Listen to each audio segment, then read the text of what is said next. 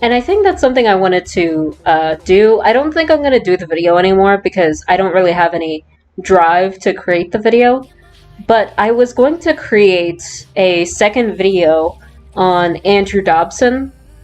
And if you guys don't know, I made one video talking about and basically critiquing his art, talking about him a little bit and critiquing his art for the most part of it, to make a second video addressing some things that people said in the comments of the first one, specifically talking about the more popular points when it comes to discussing Dobson and his work and his history on the internet.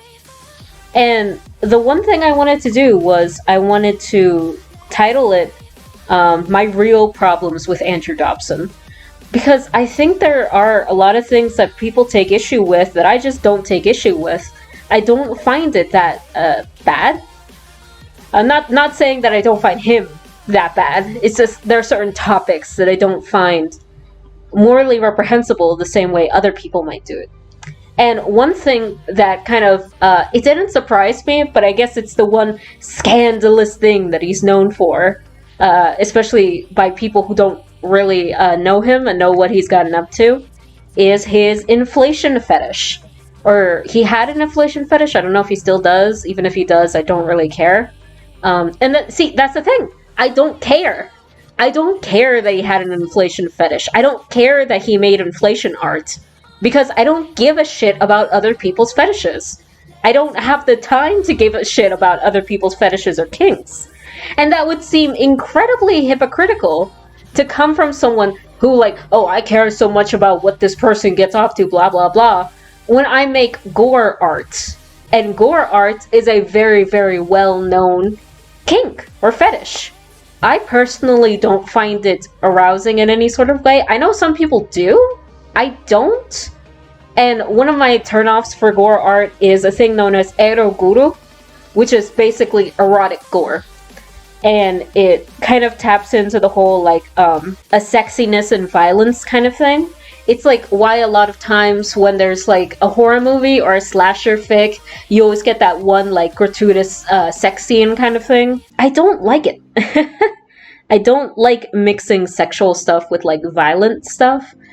Specifically like gore and stuff like that, and blood and guts and whatnot. It's not my thing. Like, if it's your thing, that's fine, I really don't care. But it's not my thing, and it's typically why I try not to, like, tag my pieces as guro or eroguro. I know some people have come to me and they have commented on some pictures that I've done that they think it's hot. And I'm like, okay, I don't care. It's not my intention to make it hot. That's not why I draw gore art. But some people do find it hot. To me, it's very similar to my clown girls. I like drawing clown girls because I find them kitschy. I find them very campy, and I like just being able to over-exaggerate. Because when someone sees a clown, they don't expect it to be, like, really subdued. They want those neon colors and those bright lights and those crazy outfits and whatnot. So I like having the ability to just go all out. And they actually help me when I'm feeling bad and I just want to make something stupid. You know? So, but I've gotten comments from other people online on my clown girl pictures saying, you know, oh, she's really cute or she's really hot, you know, in a suggestive kind of way. And even less than that, I've gotten people who have favorited my my clown girl pics, and they specifically have folders in their gallery, in their favorites, that are for clown girls and jesters and the like. And a lot of those pictures can be taken in a very sexual way. And I'm like, I really don't care if someone has a fetish and they find something that I draw arousing, because that's not my intention. But back to the whole Andrew Dobson thing. Truth is, like, someone mentioned in one of the comments, like one of the first comments I got on my Andrew Dobson video, I don't know who commented it. I don't have an edict memory of everyone who's ever commented anything on any of my videos. But they said, you didn't even mention the inflation art. And it might be because I really don't care. I don't care that he made inflation art. It doesn't change how I feel about him one way or the other. The only thing about his inflation art that I kind of care about in any sort of way is that while he was doing it, he failed his attempt, but he did attempt to masquerade as a teenage girl lesbian, as a teenage lesbian.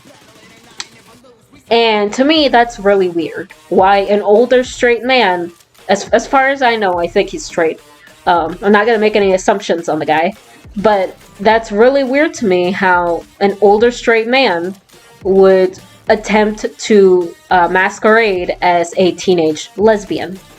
And then you kind of go into the whole, like, oh, he has a lesbian fetish kind of thing, where I don't know if he does. He's a little bit weird with his lesbian girls, but you know, to me, it's not something that I find particularly bad. Because if you're a person, let's say man or woman, it doesn't matter, if you're a person who is specifically exclusively attracted to women, or has a very, very high attraction to women, or you could also be attracted to men, whatever. But if you're really, really attracted to women, you're gonna find the act of them doing things together hot. The same way, if you're really attracted to dudes, you're gonna find the acts of them doing things together hot. So I really don't care that he likes lesbians, because a lot of straight guys like lesbians. It's not a big thing. Again, the actual problem with his stuff is that he's gone out of his way to harass and attack real people, and even real lesbians. I think there was one point that he went out and, like, he tried to attack, I don't know if it was a lesbian or if it was a trans woman, or he went out to he basically made a point in saying that there was this person on his DeviantArt who didn't really like Korra and Asami, like the ship.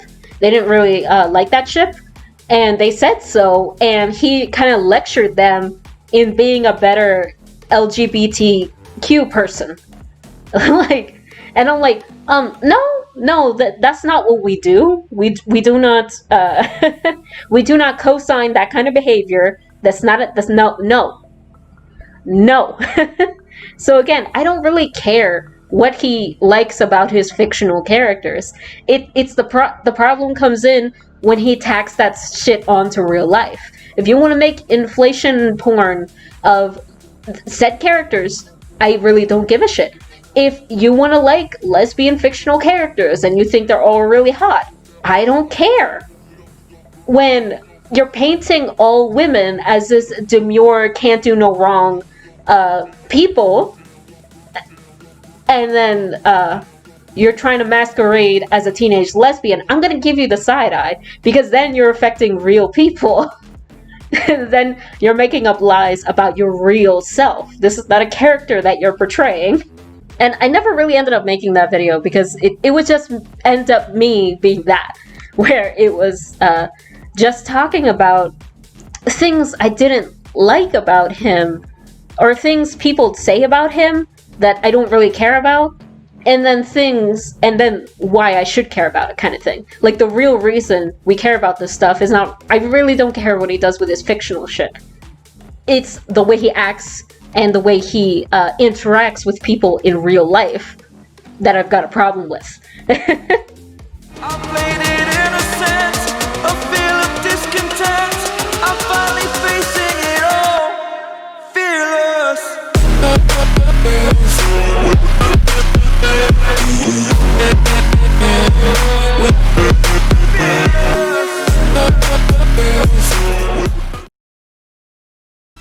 And that's not even my most controversial YouTube opinion, by the way.